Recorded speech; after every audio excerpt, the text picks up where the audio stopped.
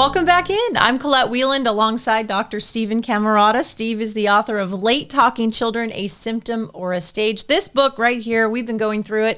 It's now in its second edition. And if you've been following along from the beginning, you know that we've been dissecting this book chapter by chapter, and we finally reached the end. Today we're at chapter 10. It's aptly named Putting It All Together, and that's what we're going to do to sum things up. So the most important takeaway is that late talking, a normal stage, or a symptom of something else. So if you want to touch on that real quick.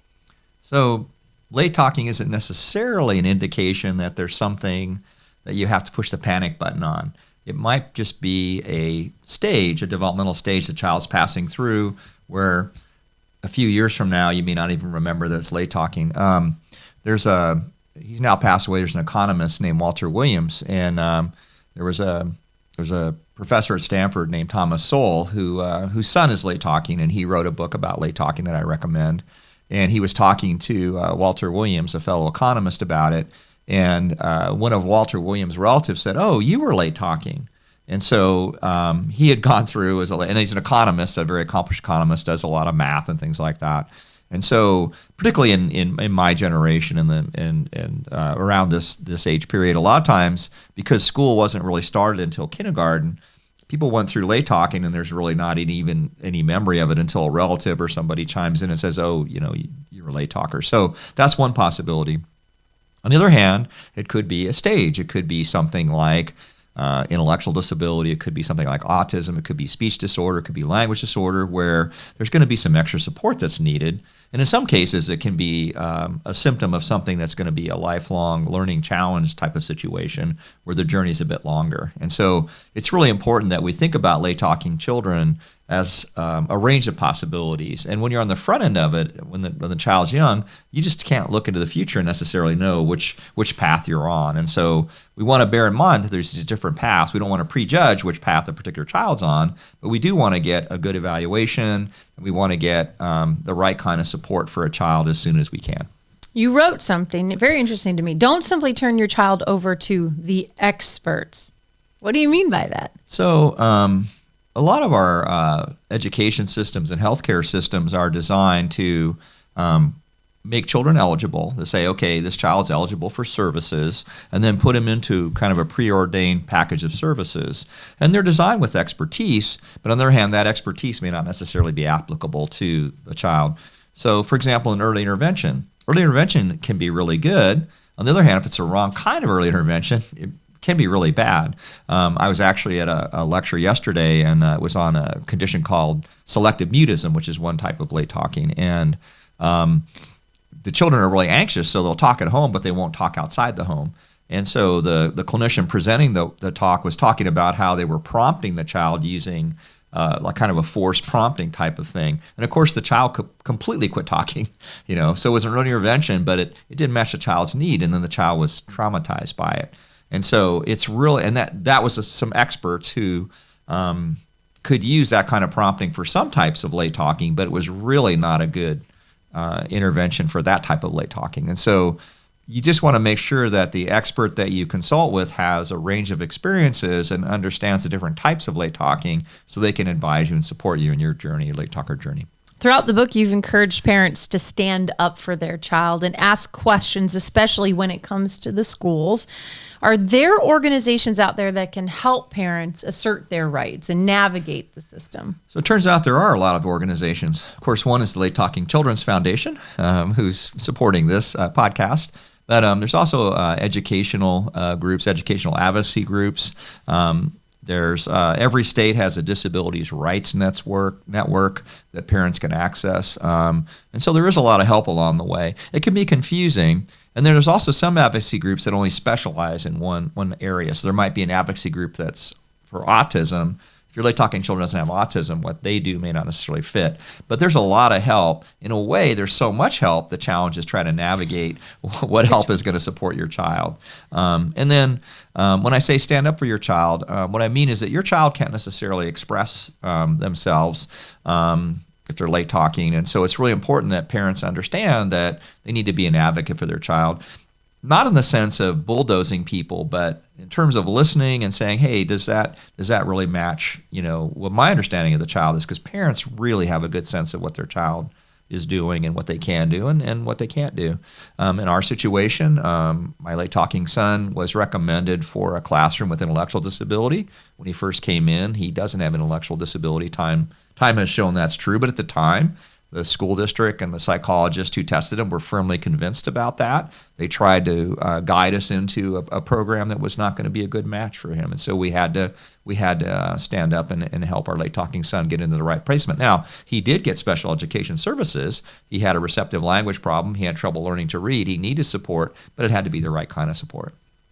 You said perhaps one of the most tragic side effects of late talking, no matter if it's a symptom or a stage, is the worry that those parents have going through those early years. This is a thing that really, honestly, it breaks my heart. So late talking children, no matter if it's a symptom or a stage, they're really cool. They're individual. I like that they're a little quirky in some ways. And if we're constantly looking at what they can't do and comparing them to other children and saying, oh my gosh, my child, can't do this, can't do that, and we're just consumed with worry, we miss all the joy of the uniqueness of the late talking child and just meeting them where they are. And so, worry comes with being a parent. I mean, I can also say I'm not a big worrier, but that's not necessarily typical.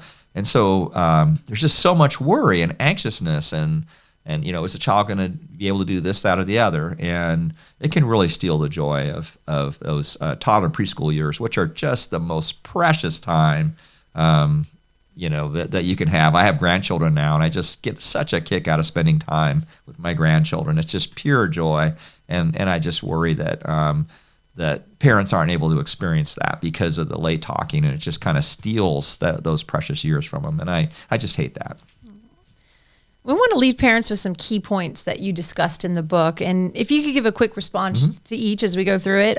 First of all, One, always get a medical evaluation and a developmental evaluation for your late talker. So the first thing that we have to do is make sure the child's healthy, because sometimes the late talking can be a symptom of a medical condition. So there are children, one child, for example, actually had a brain tumor that was affecting the speech and language areas. Some children have forms of epilepsy. There's other medical conditions that can affect it. So we want to make sure the child's healthy. Had a little child with Down syndrome, and she quit babbling. And it's like, everybody's thinking about it. I'm like, oh, we need to have her hearing tested immediately. So when they stop talking, sometimes it's a symptom that their hearing is gone. And in fact, that child had a hearing loss, and they ended up having to put tubes in her ears and so on. So you always want to make sure you're not making assumptions about what the late talking means. You want to make sure the child's healthy and ready to learn to the great extent you can. And then once you do that, once you make sure they're healthy, then you need a differential diagnosis saying, okay, is this a stage or a symptom? First question. And the second question is, if it's a symptom of what? And so it shouldn't just be a one-size-fits-all evaluation. You want to get answers. You want to ask the developmental specialist, what are you looking for? And if you think this is a symptom, tell me why you believe that. And parents should always do that. And the clinicians working with the parents should always be really happy and positive about answering their questions, and not treat the parents as if they're the enemy, an adversary that's preventing them from putting the child into a program that they believe in, that the parents don't believe in. It really should be a partnership, a positive partnership to help the child. Your second key point is there are many well-trained and highly skilled clinicians available to help when the late talking is a symptom, not a stage. Yeah, so there are just so many great people who are dedicated, who really enjoy working with the children, are really positive. They really want to help the parents, empower the parents. And so it's a matter of finding that person. And one of the real screeners from my standpoint is when you first meet a clinician, are they telling you everything that's wrong with the child? Or are they talking about, oh, here's some challenges, but then here's some strengths? You want somebody who is looking for green flags. In other words, what can I build on? I'm always doing that. When I see a child I'm working with, I'm always thinking about, okay, what's the child doing that I can then help them grow? What can I build on? And so the whole conversation should be around, there's some challenges. The late talking is a symptom, so it's going to be a journey that takes longer. But here's where we can start, and here's our way forward. And so you really want someone with that orientation, and it does exist. And so if somebody is negative and just talks about all the things your child can't do, then probably move on to somebody else if it's possible. Your third tip: never blindly accept a diagnosis.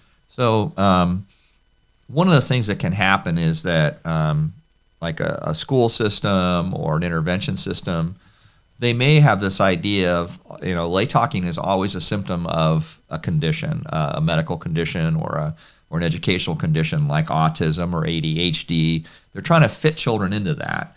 And so it may be that they're looking for that and it's a preordained outcome. And so if your child has autism, then, there's a lot of hope. There's things we can do for that. On the other hand, if they don't have autism, then the treatment for that is not going to necessarily help other kinds of late talking. And so it's really, really important that if someone says your child has whatever it is, speech disorder, autism or whatever it is, that you ask questions. Say, why do you think that? Are there other things you thought about? Just don't say, oh yeah, and especially if you don't agree with it. So ask questions. And then there are controversial diagnoses. Like one of the diagnoses that people offer is one called sensory integration deficit.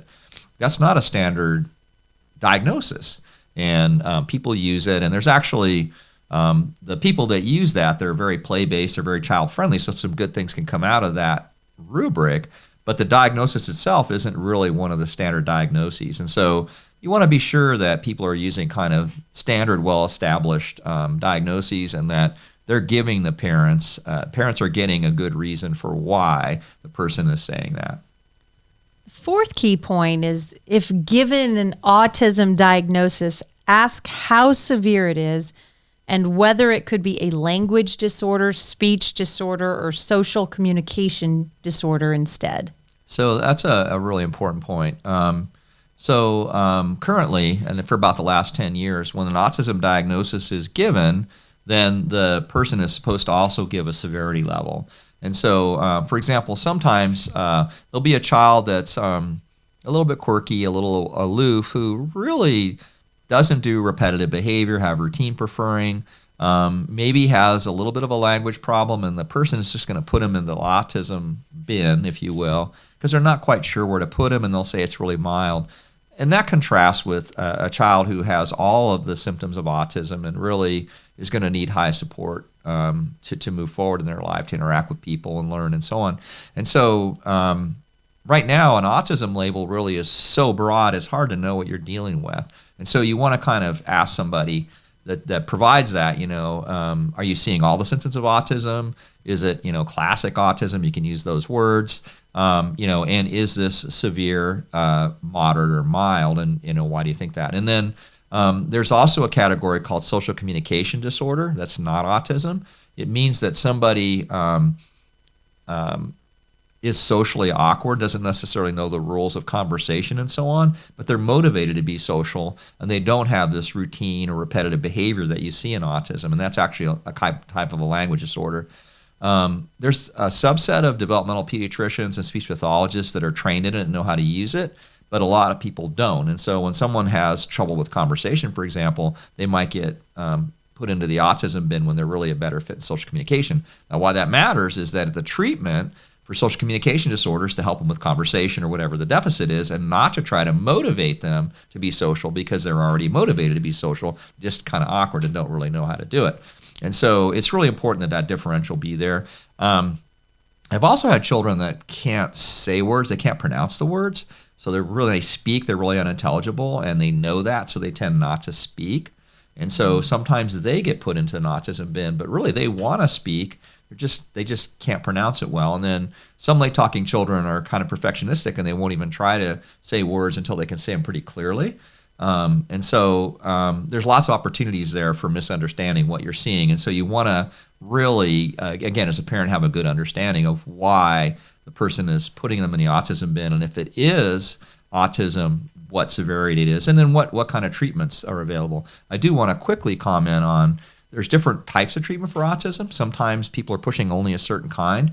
And I do want to have people request what's called natural developmental behavioral intervention, which is a really well-established autism intervention that is different than what's called ABA discrete trials. And anyway, I'm just going to put that out there that you first want to ask for that naturalistic developmental behavioral intervention as an option if your child has autism. That's also very important.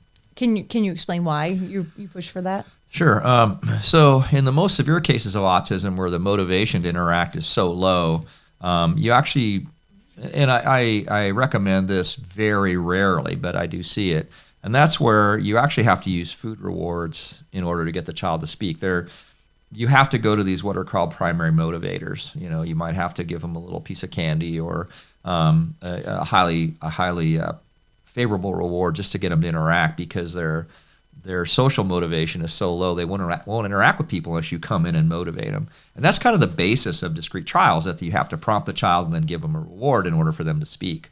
Well, a lot of people with autism, they'll speak if you have what are called natural reinforcers, so access to a toy that they like. If you follow their lead and play with things that they want, then they do have autism, but you can use that as a way of interacting, and you don't have to go all the way down to the food reward. So, and the reason it's so important is that once you go down that path of discrete trials, ABA discrete trials, where you're giving a food reward, we know that doesn't generalize very well. So in other words, they'll if it works, they'll speak when you show them a card or a toy and give them a reward, but then they won't speak at home, they won't speak in other situations. And so if you're using something that matches the normal developmental process, and you're doing detective work to figure out what can motivate him naturalistically, then that's going to be a lot more effective. And so you really want to do that. You only go to that discrete trials when everything else has failed, basically. It's kind of a last resort.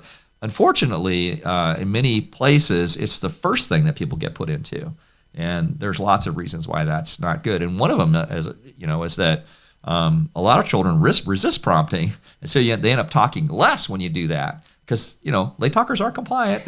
And so, if you're trying to force them to talk, a lot of times it can have the opposite of what you're hoping for. So you want to be really cautious about that. Next takeaway is, when it comes to treatment, parents should always be offered an opportunity to be a central part of treatment rather than be treated as part of the problem. So sadly, there's this long-standing history of considering the parents as either being the direct cause of the autism or not being intelligent enough or equipped enough to really help the child. And the reality is that parents are with their children, they know their children, and you want to harness that. So there's an old theory, it's called refrigerator mom, that parents, mothers always get blamed. I hate it.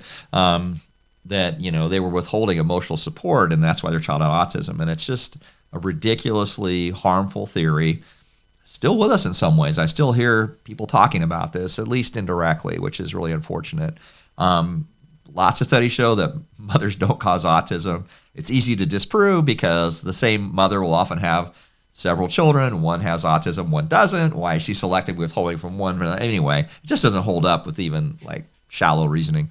But the point is that we have lots and lots of studies now, decades worth of studies, to show that parent training, harnessing the power of parent interactions is very valuable. And so parents should always be invited to participate. I want to be careful here because I don't want to get into the blame the parents then. So let's say a parent has a full life, which all parents do, and they can't just only attend to their late talking child's needs exclusively, then they might have guilt about that. So to the extent parents can support their child and participate, we want to encourage that and offer them that opportunity.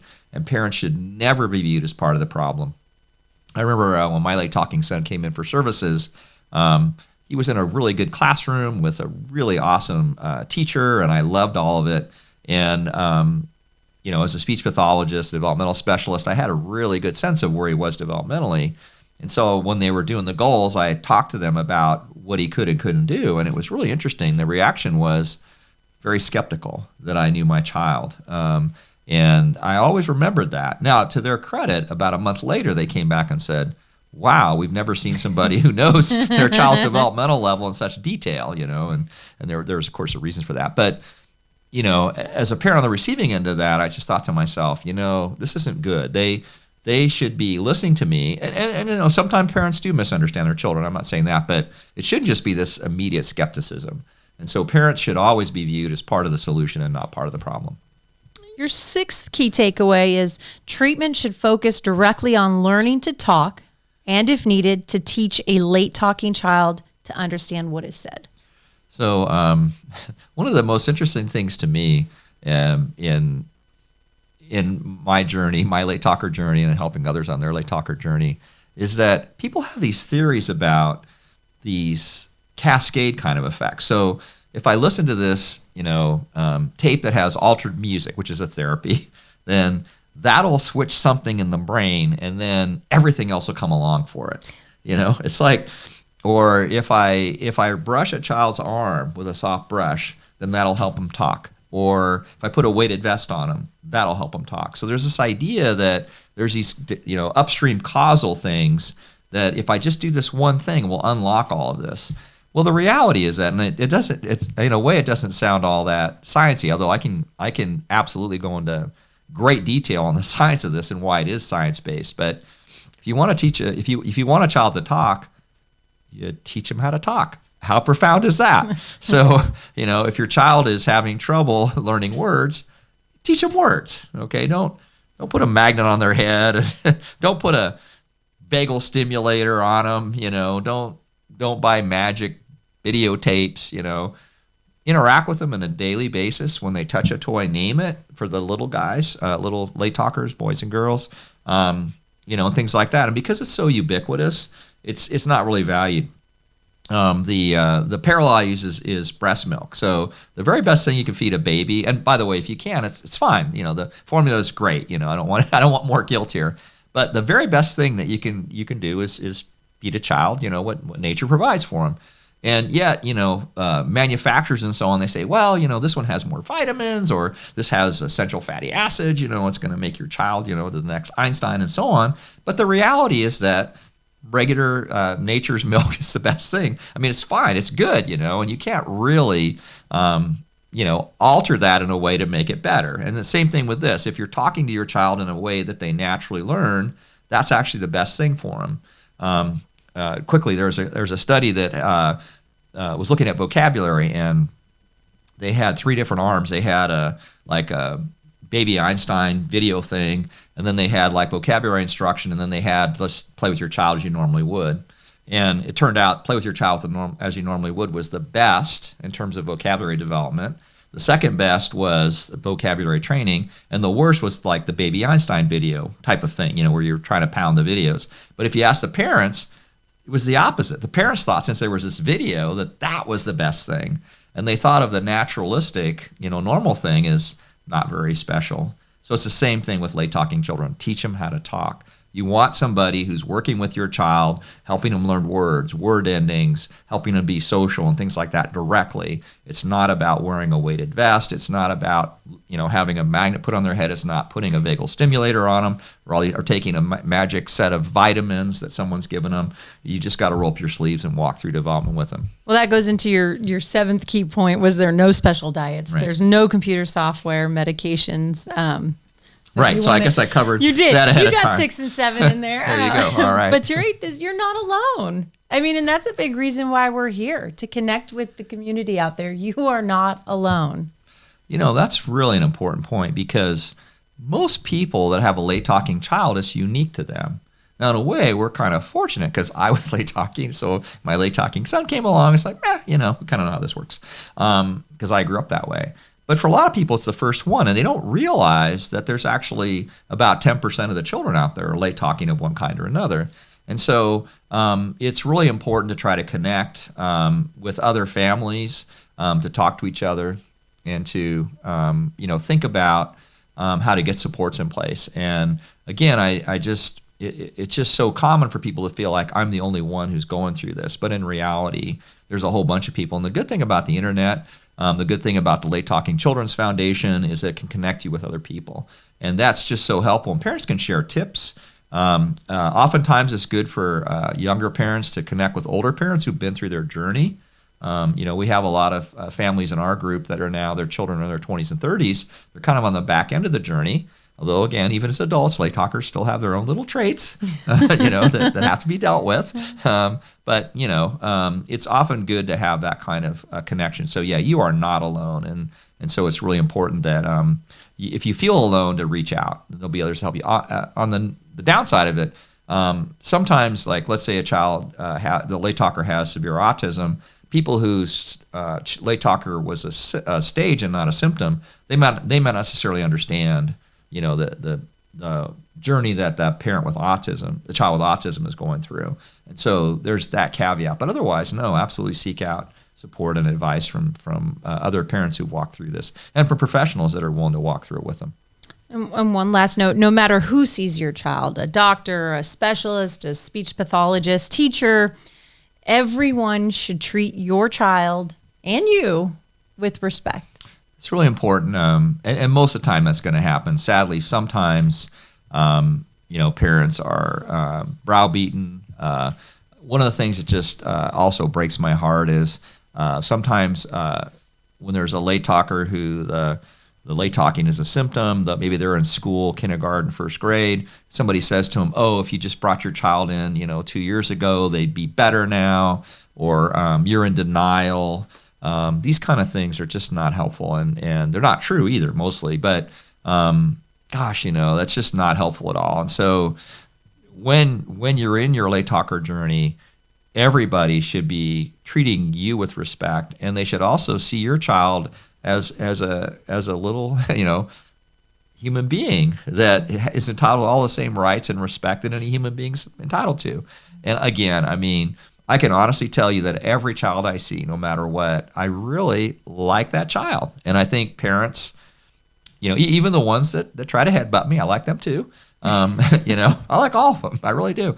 And that should come across. In other words, when someone's with your child, the parent's sense should be this person cares about me. They care about my child, and they're going to be a good partner as we go through this journey together.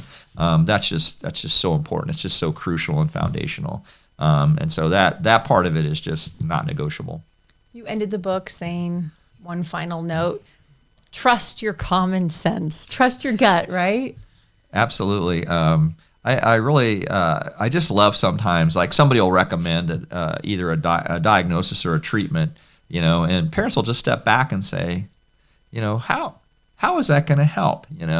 I remember one kind of, interesting case where someone had recommended a kind of a massage, including like a foot massage. And the parent was like, they're not really anywhere near their mouth, or, and you shouldn't really massage a mouth either. That's not going to work. But, how is massaging someone's foot going to help them talk? So, makes sense. Yeah, it makes sense, right? There's common sense here, right? And people can kind of use jargon, and it's just sometimes there's a little bit of a garden path that can happen. And again, I want to be careful here because a lot of clinicians have a strong belief. I have a good colleague that was doing something, or a good friend who's a colleague that was doing some things that weren't evidence-based. And I said to him, and he's scientifically trained, I said, what are you doing? And he said, everything tells me that this isn't valid, but I've seen it. I know it works. Now, my theory is that he was dealing with late talking children who it was a stage for. It didn't really matter what he did. As long as he didn't hurt them, they were going to talk anyway. So there's kind of a coincidental thing that happened there. So he saw it work. And, I've been talking with him a lot. I think he's kind of come around a little bit. I basically said to him, if you let me pick the kid and it works, I'll endorse your approach. And so far, it hasn't worked with the kids that's a symptom for. But remember, about half or more of the kids are just going to do fine as far as developing the speech and language over a 2 or 3 year period. And so if you do anything and don't hurt them, then there's going to be a high cure rate. And so you have to think about that as you're thinking about your support. Steve, we finished the book. How about that? Can you believe it? 10 chapters. And you're still awake. I'm so impressed. I was able to get a nap in or two. Good thing.